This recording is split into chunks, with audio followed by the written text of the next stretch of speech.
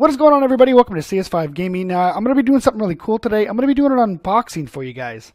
And I had ordered something from JDF Studios. Now, if you don't know what JDF Studios are, I'm going to leave a link in the description below. They mainly specialize in resin hockey masks, straps, chevrons, things like that. So I just received my package today, and I did order a mask.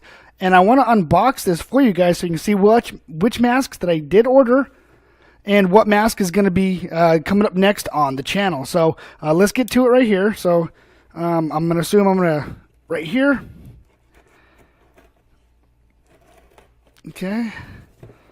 I'm actually super excited because this is a mask that I've always wanted, and I finally got it. So, all right. Oh man, I'm just excited. So, okay, so got the paper there. Oh, there it is.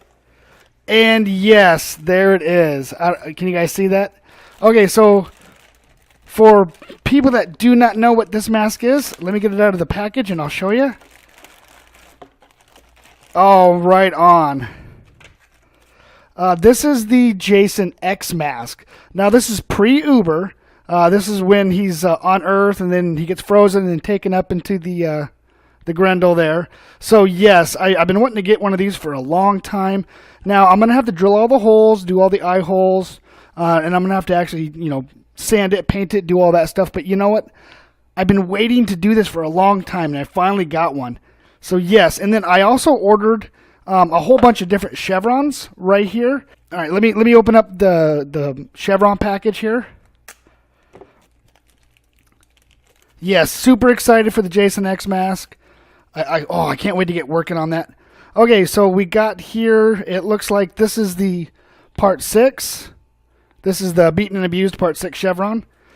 This one here is... Oh, okay, yeah, this is the part 3 or part 4. This one here is for part 8, Jason Takes Manhattan. And I also did pick up some part 5 for my man Roy. Oh, super excited.